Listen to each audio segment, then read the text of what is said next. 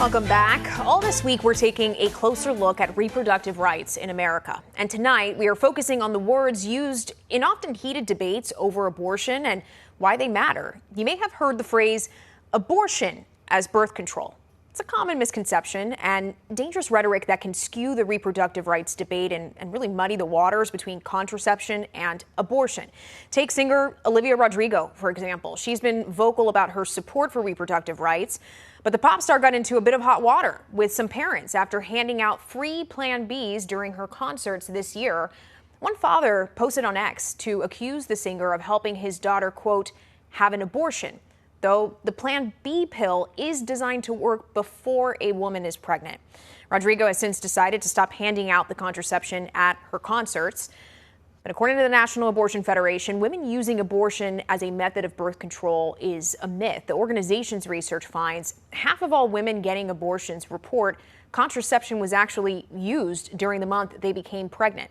And like we mentioned before, each year, the CDC requests abortion data from central health agencies in all 50 states. In 2021, the latest data that we have, 48 of reporting groups provided information. And here's what it found. When it comes to how many abortions women may have already had before getting another, you can see just over 57% had 0 previous abortions. 24.5% had 1 abortion, 10.5% had 2 abortions, 7.7% had 3 abortions. So we want to dive into that data tonight and wrap our heads around the abortion as birth control misconception. Let's talk about it with Dr. Greg Marchand. He is dual board certified in OBGYN and minimally invasive gynecological surgery. Thanks so much for coming on Scripps Newsline. It's good to see you. I want to start with that 7.7% statistic there in 3 prior abortions. What is likely the context behind those kinds of cases? I'm sorry, can you repeat what type of case we're talking about? You broke up just a little there. Of course. So we're talking about cases where a woman has gotten an abortion and she reported having 3 prior to getting that abortion. This was in the year of 2021 coming from the CDC.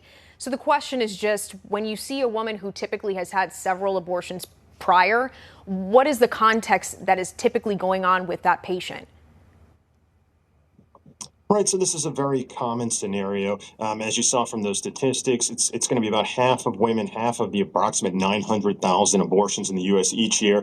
That's going to be for a woman that's already previously had an abortion. This is a fairly common thing, and there's some very common risk factors. It's going to affect certain races a little higher. It's going to affect lower socioeconomic statuses a little bit higher. It's going to affect women that are not married a little bit higher. And those are going to be the most common risk factors for a woman who's going to have another abortion, or what we call higher order abortions. Now, we don't have really good statistics about the number of women that have had more than 2 abortions in their lives, but based on the data of approximately 25% of women having had an abortion, you can probably estimate it's around 10 to 15%. But you certainly are very, very correct when you're talking about the fact that very few women are using abortion as contraception. I think that might be the one area of the abortion debate that's really not controversial. There's very few people that want to use abortion as a contraceptive.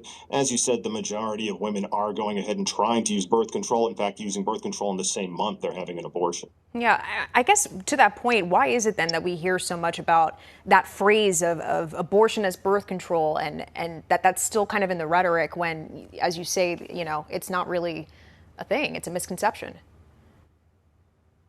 Right. I mean, it is a misconception that a significant part of the population is using that. It's not a misconception that it's never used. We know from the data that approximately 11% of women are going to be sexually active and not use any form of birth control.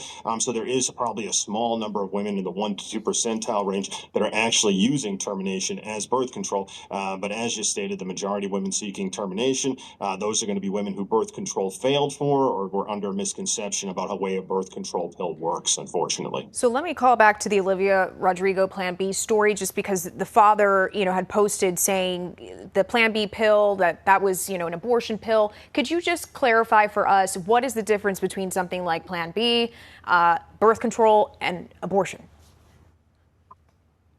Yeah, so Plan B is not considered an abortion pill because it's going to be a progesterone that's going to be taken within 5 days following intercourse. So the idea of it is going to be to block ovulation or stop that woman from ovulating, stop the pregnancy from happening, and it's not really going to be to have the fetus be removed or to terminate the pregnancy.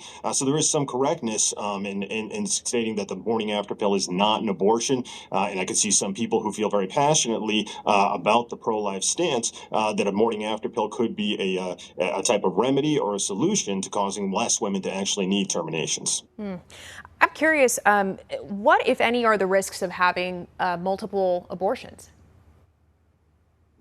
Well, it is a procedure, and although it's not a difficult procedure, there are risks, and especially if it's not performed in skilled hands, the uterus can be damaged. The syndrome is called Asherman syndrome, when the uterus can develop scar tissue because of repeated surgeries, repeated scraping the uterine walls to remove the contents. And unfortunately, this surgery, if it's performed enough times or if it's performed incorrectly, that Asherman syndrome could lead to permanent infertility, making it difficult or impossible to become pregnant. And that's yet another reason that there really isn't anybody who wants to see abortion used as birth control. And I think that's probably the one part of this argument that all sides can agree on is not controversial. I think everybody wants good contraception, especially long-acting contraception, to be available for all women. Bottom line, I got 30 seconds left here. What would you say as an OBGYN, as the expert in this field? And, you know, there's a lot of, as we talked about, misconceptions that you really would just want to get across right now to our viewers on this topic.